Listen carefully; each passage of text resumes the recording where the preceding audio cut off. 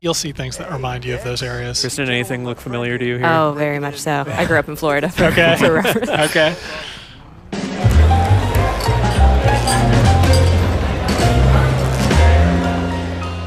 Hey everyone, welcome to another episode of PlayStation Underground. You got Tim and Kristen here. Hey. And we're joined by some special guests from Ghost Games. We're checking out Need for Speed Heat. We have Riley Cooper, who's creative director on the game.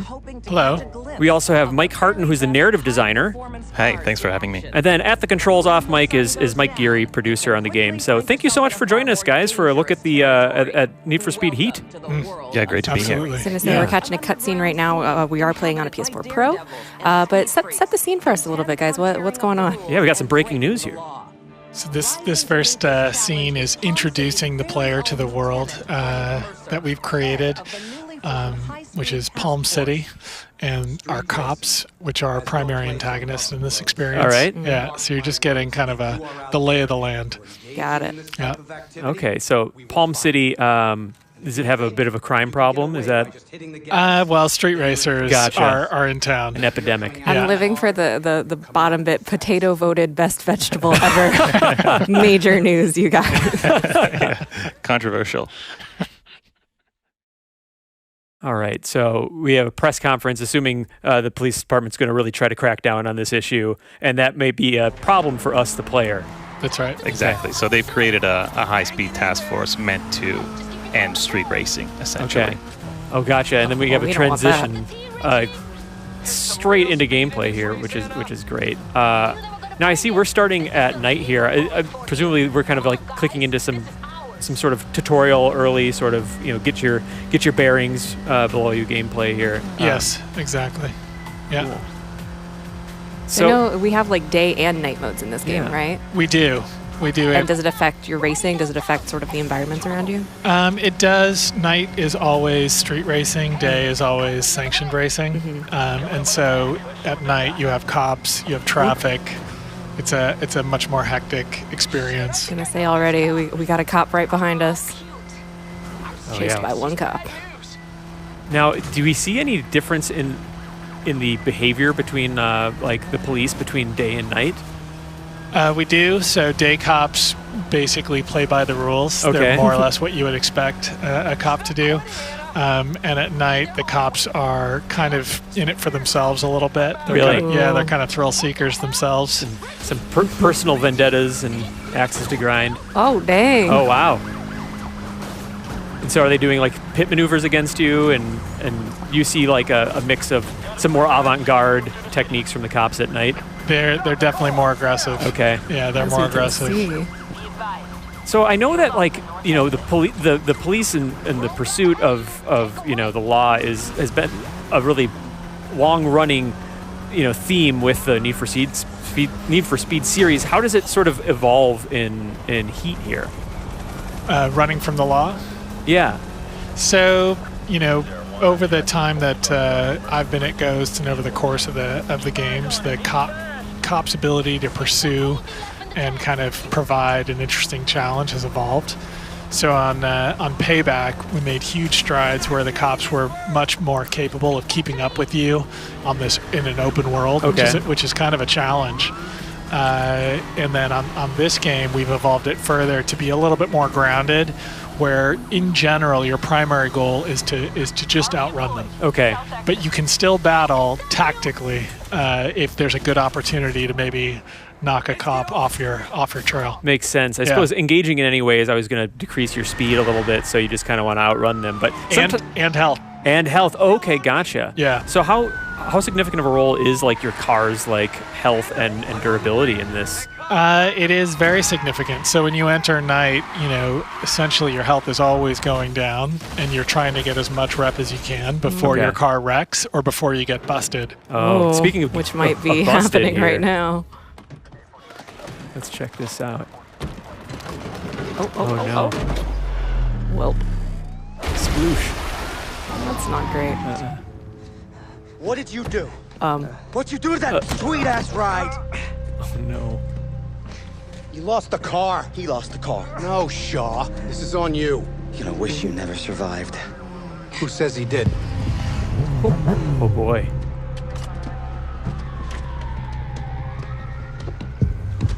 Another cop? What are we doing here? Sending a message. It is. Wait, stop! Hey, he said... We're on camera back there. Shaw, hold it. Ooh, we got some tension. Yeah.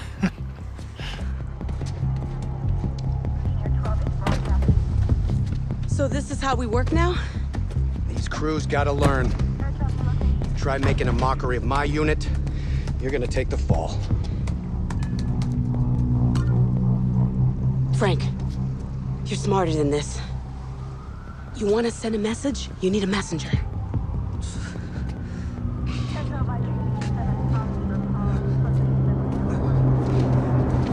You, get out of town. And if we see you or any of your crew around here again, you're gonna be joining that car. You understand? Get up. Water. That's what he means. Exactly. Or Taking a just swim. Yeah. Just a light, brisk swim. You can already sort of get a sense of the building storyline there. Yeah, it seems like the law enforcement has had enough, and they have kind of changed their playbook a little bit. They But have. there's still and some tension there. Yeah. there is, and they were very upset about losing that car. Yeah. So it starts to give you a little bit of a clue Interesting. about maybe what their motivation is. Yeah. Interesting. But in general as well, you know, cops is what sets Need for Speed apart, having that dynamic. Yeah. So we really wanted to take advantage of that. Yeah. Just casually walking back. Yeah. Hey! What happened, bro? Where the hell's your car? Hey! This is bullshit, Anna. Yeah, I'm out. I'm going back to Ventura, and I'm taking Richie with me. But we're a crew! Not anymore. It's over. What? You just gonna walk to Ventura? Apparently. Yeah. Yup. It's a short It's walk. cars in the On water. your So. You know, public transit. Yeah. There's that. There is that. So establishing the stakes early on here, then. Exactly, and giving us some insight on the crew of cops who we'll see Yeah. throughout the campaign. So Yeah. those three characters, you have Lieutenant Frank Mercer, and then the woman was Officer Eva Torres, Okay. and then Danny Shaw was the first one on the scene. Okay. And you'll see them throughout the campaign. Awesome. Yeah. How important would you say how big of a role does the story take place throughout the campaign? I think there's a good mix here. So we're trying to let gameplay lead the way. Okay. This time, Payback was much more narratively focused. Yeah. So it's definitely a core component of the campaign, but we really wanted to make the experience open so Okay. that the player choose to play as much of the campaign as they want or not, essentially. Okay. You can kind of just opt into as much as you want. and Exactly. Take your own time. So we have a leveling system, and you can level all the way to the end of the game without playing much more than this opening Oh, really? sequence. Okay. Yeah. Cool. Yeah, it's always nice just to kind of, get the keys, so to speak, and be able to just go in any direction you want. Yeah. But it's also nice to check out the garage. Of course. Yeah, so is this a sort of a garage that you come back to recurring? Exactly. So Okay. this is really the home base that you'll be in throughout the campaign. Okay. And the introduction that we saw just a few seconds ago at night on the bridge was one of our core narrative campaign characters, and that's Anna. And then inside the garage now, we're going to meet the character of Lucas. Okay. How we build a safer future for That's enough. It's a little too much bullshit this early in the day. I hate to do this, but if you're looking for wheels, I got a CID. Cops insist. All right, so now we are the player character. Exactly. Got it. So stepping into character selection here, Okay. which is I think a new thing for us. We haven't had a time where you choose a character in a Need for Speed before. Oh, cool. Yeah, Your own absolutely. And character. that's one of the big differences in narrative this time around. So instead of, we've had in our last two releases a silent protagonist that Okay. was first person. And then in Payback, we had really defined characters where we basically decided who they were. And in this one, we're striking kind of a balance where the character does speak, but you pick them, you customize them, and mostly, their speaking is kind of questions about what's going on. Okay. So we're trying to create space for the player to really inhabit that character. That's awesome. Yeah. But they're good. Why don't you take a look? That's great. And I know that, in addition to from what I've seen of the game so far, that in addition to being able to choose that sort of character as a starting point, that there's a lot of customization just in terms of, what you want to wear and what kind of style you have. And both, because the car is like fully customizable, but so is your outfit, right? Exactly. That's awesome. Beamer, you want to go for it? Yeah, I was customizing my character for the first time once we had the feature up, and then once I was done with that, I was like, well, now I need to style my car. Yeah, exactly. My car needs to go with my character. Yeah. So it's kind of an onboarding to kind of self-expression in the game. That's great. Sounds good. And then what's the relation here between these characters? Is he just a sort of on the up and up, mechanic / car dealer, or? Yeah, he's a clean character, Okay. so he's not involved in the illicit activity. Got But it. as you play through the story a little bit more, you'll realize that it's an area that he's familiar with. Cool. And so now we're on the way to the first showdown event. So one of the big concepts of this game is having the Speed Hunter Showdown, Awesome. which is a sanctioned event. Yeah, exactly. Sanctioned event, so very, I guess in a sense, Pro Street-esque. Got it. Okay. We've moved into the daytime, a little bit different. Yeah, I really love the vibe of the city and like how different it feels from the nighttime. Nighttime just kind of has like this sort of like, neon drenched, rain slick look to it, and this is just much more grounded, but still really cool. So, what is? I get like a subtle, like a kind of a Miami vibe. Does this actually take place in like a fictional Florida city? Is that kind of what we're looking at, or?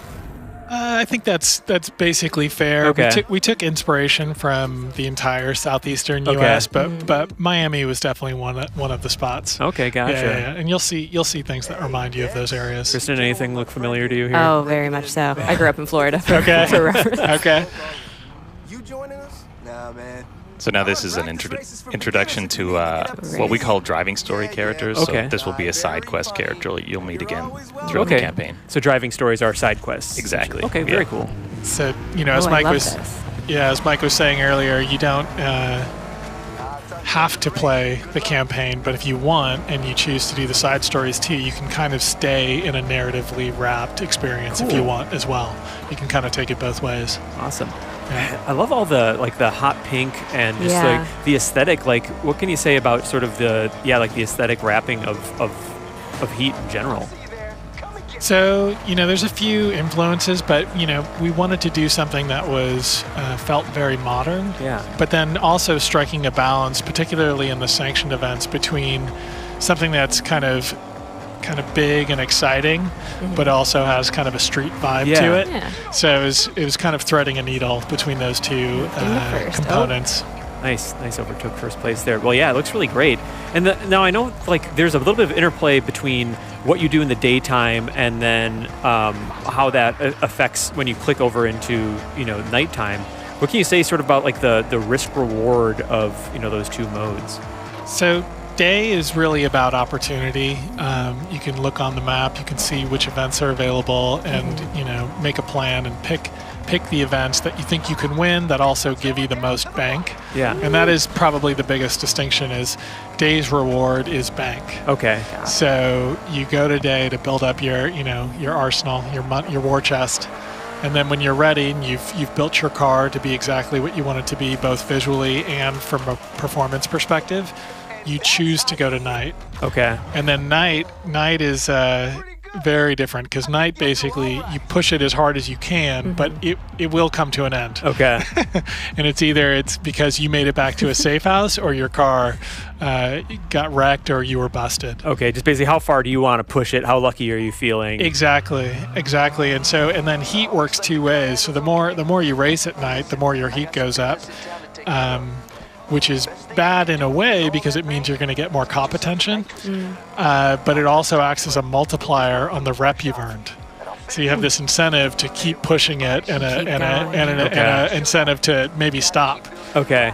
So every night is kind of that challenge, but it's a very different pacing Yeah. And so by having day-night, it allows players to have experiences that are much more relaxed at their own pace. Like day's a great time to look for collectibles, things like that. Yeah. I was going to say, this map seems pretty broad. Like, how would you say it compares to previous Need for Speed games? It's, since Ghost has had the franchise, so four games now, this will be the fourth. This is the densest road network we've ever had, and I think it's the most drivable world we've ever had. One of the things that we've always known, but we just did a better job with this time, is that dead stops really close to the road tend to produce not the best driving experience. Okay. So we've been really aggressive about pushing dead stops away from the sides of the roads, so you can really get into a groove. We've also used real world road design rules, which help with readability.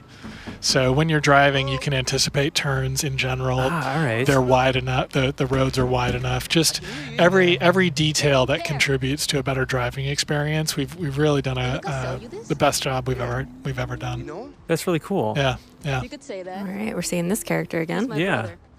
So this is the meeting between this Anna character and the player character, and you find that she's related. She's the sister of the garage owner, so that's kind of our connection to the garage through Anna. Okay. They're only selling if they know you're gonna put the parts to good use. I do like her hair. Okay. Rookie's got confidence. How about a chance to prove you're more than just talk? Oh boy. Let's do it. Give me your phone. Okay. I'm Anna. There's only one way to make a name. She's so cool. Yeah. And she's the guide into the night half of the game. So we have Lucas, who kind of introduces you to day events and day characters. And then Anna, who shows us everything night. Nice. Okay, cool. I like her car, And they're too. siblings. It's perfect.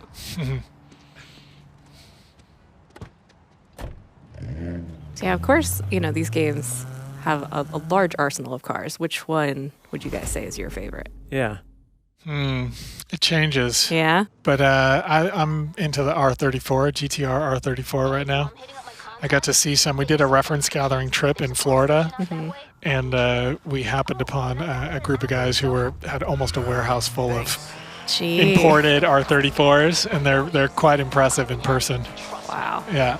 So that's my current favorite, I would say. I'm a fan of one of the starter cars, the 180SX, and with one of the features we've introduced this year, engine swaps, we can kind of keep that car throughout the entire campaign. Oh, really? And level it up. So if you really fall in love with a certain, car model, you can just sort of follow it through and soup it up, or you can follow the new shiny thing if you want. So that's exactly. awesome. Yeah.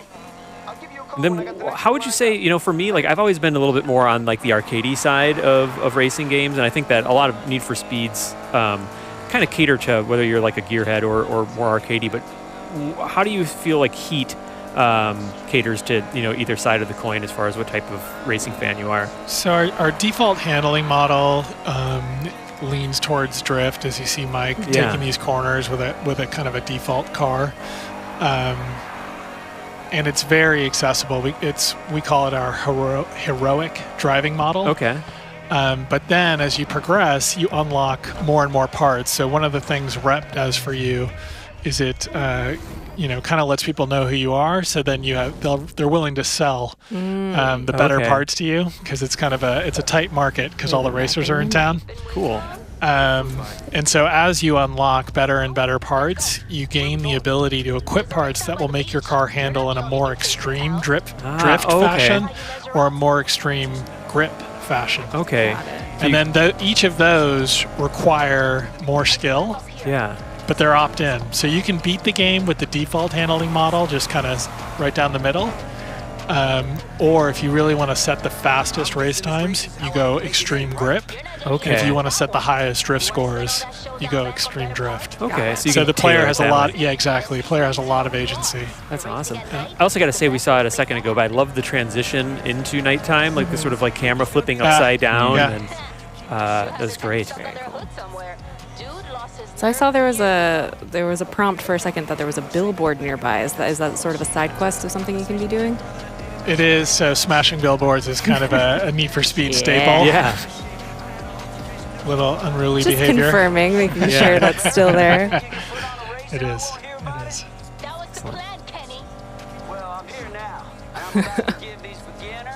So yeah, where are we off to next? So Anna's showing us, it's essentially an invitation to our first night event. So she's going to show us the night scene and give us a chance to prove ourselves. Cool. And speaking of nighttime and the cops being a little bit more aggressive, I understand that cops have more than just cars at their disposal when your heat level raises enough. Like what else do they throw at you? So we have spike strips. Okay. We have a helicopter. Really? If the helicopter's on you, it's very hard to get away. Yeah, no kidding. We have something we call rhinos, which are essentially rhinoceroses. The animal, I'm familiar. It's they don't look like that though. They look like SWAT trucks. Okay, cool. And they tend to be driven head on right at you. Okay. Yeah. So yeah. So you just take a turn and suddenly there's a rhino and it ruins your race and you got to adapt on the fly. It'll take a chunk of health off you for sure. I love that countdown clock. Like it's great design. Really stylish. Yeah. But yeah, I mean, I see the aesthetically, like I love the sort of night vibe here. Yeah. But I also appreciate that you can opt in and out, and that you can kind of control whether you want to go to one or the other, and balance things out that way. Now I know that usually you have to, once you bank you sort of gain enough points and cash that you kind of have to bank it or you lose it all. Does that mechanic work similarly to previous Need for Speeds, or? Yeah, Rivals featured a similar mechanic where you could it's a similar dynamic, and actually one of the things we like about this is by having day, now that intensity has a chance to kind of subside, and you can kind of take it a little bit easier during day and kind of drive at your own pace. So we have, we feel like we have by adding day, this intensity level is much more manageable. Cool. Yeah. You can have longer play sessions. Yeah, I like the tension of trying to get to a safe house is something I really liked about Rivals, and I think that's cool that'll be represented in Heat. And so your heat level, again, so it's sort of like almost like a multiplier, is that right? It is. Okay. It is. So right now, you can see up there he's got no heat. Okay. But it will start to climb. He should have some after that race. Okay. We'll see some behavior changes from the cops. You will. Much more intense pursuits and faster cars, more aggressive maneuvers. Awesome. Yeah. Check it out. You see anything you like? All of them. Think they'll be up for a race? Nice. I will take that one. You got a little way to go before they give you a shot. And that car too, please. Who's they? The League. Oh my god. They've been around for years. Showdown floods this place with new blood. They surface and check out the talent. Once you're in, it's access to everything. Best cars, races, parts. You want to know why we're here every single night? Yeah. That's your answer. This is a typical Friday night for me. Yeah, you believe it. So, I mean, we've been checking out the. Oh, this is cool. Get a sense of the map, the map a little bit and how expansive it might get. It's great. How dramatically does sort of one area vary from the other? Yeah, quite a bit. There's a lot of character in the world. That was the goal, is to have distinct regions of the world have their own identity, and yeah, it's even on that level, it's the best world we've ever built. Excellent. Yeah. Too bad. It's having fun. You can keep racing if you want. It's your choice. Just remember, if you're gonna get in trouble, don't get caught. Kind of ruins the whole name-making thing.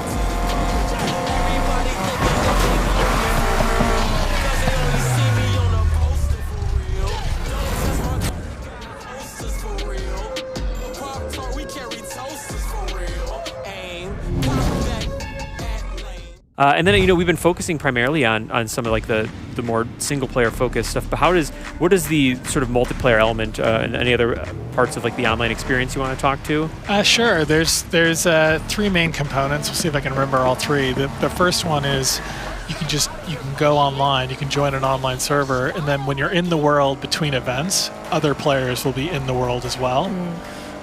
The other is that if you're on a server with other players and you start a race, you have the option of inviting everyone on the server to join your race. Okay.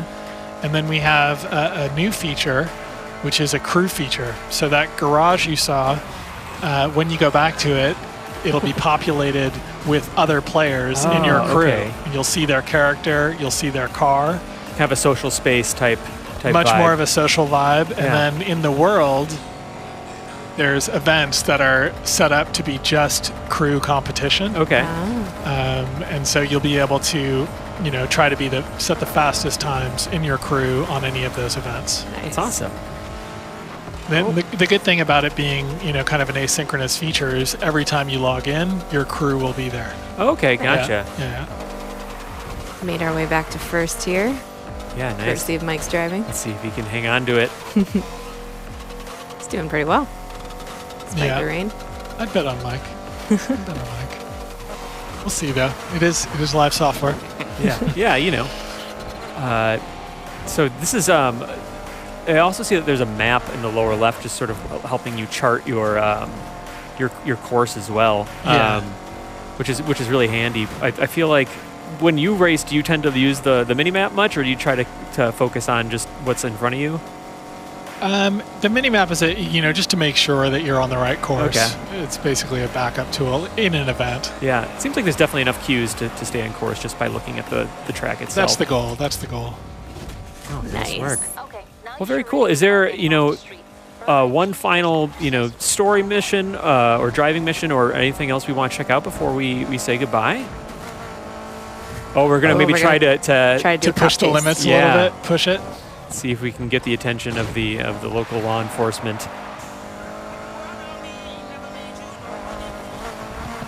So you can Hello, see them. Mr. Cops. Yeah. You can see him on the mini map. He's heading straight for him. Okay. Oh, here we go. So if you want to antagonize the police, Hello. here's what to do. Follow that mini map. And so their goal is just to, especially at night, just ram you and do damage and put you out of service, basically. Exactly. They want to end your night on their terms. Gotcha. And the penalty for that being that, anything that you had accrued, is it a big hit to the sort of like... We don't take everything. Okay. Because we don't want you to feel like you didn't get something for your time, your play time, but it's much less. Okay. So if you lose you lose your multiplier. Okay, got it. So you get a base level of rep instead of, times 2, times 3. That's good. Yeah. And any tips Heat for... level just went up. Like, my instinct when I'm getting chased by the cops, almost in any game, is like, wait till they're next to me and then I slam on the brakes and just hope that it's like an action movie and they spin out of control and like That's go a ahead. tactic. That works well in intersections, yeah. Oh, intersections. That's a good tip. Any other pointers for how to shake the cops? It depends on what heat level you're at. Like at a low heat, it's really good to hit a straight road and kind of outrun these low-level cops. Mm-hmm. That tactic expires at higher heat levels. Okay. Got it. One very good tactic is if you knock them really hard, if they pull up beside you and you knock them really hard, they will lose control for a few seconds, and that can be the difference. Okay. All right. Gotcha. Well, we have successfully escaped. Yeah. made Well done, Mike, at the controls there. So yeah, absolutely. So Riley, Mike, thank you so much for joining us on an episode of PlayStation Underground. So this is Need for Speed Heat. It is coming out on November 8th, so not that much longer to wait now. No, it's right around the corner. Yeah, and thanks everyone for watching. We'll see you next time. Awesome, thanks. Thank you.